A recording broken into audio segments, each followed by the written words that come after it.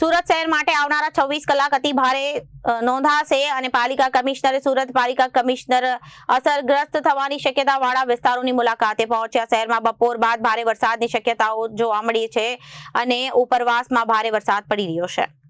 સુરત શહેર માટે આવનારા 26 કલાક અતિ ભારે વરસાદની આગાહી કરવામાં આવી છે। પાલિકા કમિશનર સુરત પાલિકા કમિશનર અસરગ્રસ્ત થવાની શક્યતાવાળા વિસ્તારોની મુલાકાતે નીકળ્યા। શહેરમાં બપોર બાદ ભારે વરસાદની શક્યતાઓ છે। ઉપરવાસમાં ભારે વરસાદ પડી રહ્યો છે। શહેરમાં પસાર થતી ખાડીઓનું લેવલ ચોક્કસ વધશે અને પાલિકા કમિશનર ખાડીની આજુબાજુના વિસ્તારોમાં લોકોનું સ્થળાંતર કરવાની કામગીરી કરવામાં આવી રહી છે। મીઠી ખાડી, સીમાડા ખાડી અને ભેદવાડ ખાડીના લેવલ બપોર બાદ વધશે।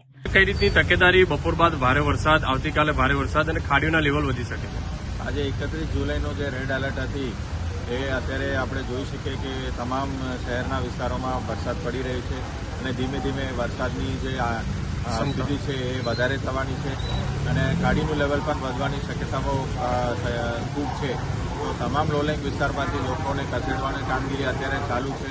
એસએમસીના તમામ ઝોનમાં તમામ જે લોલેંગ વિસ્તાર છે ત્યાં અમારા ટીમ કાર્યરત છે અને શેલ્ટર પણ ચાલુ થઈ ગયું છે।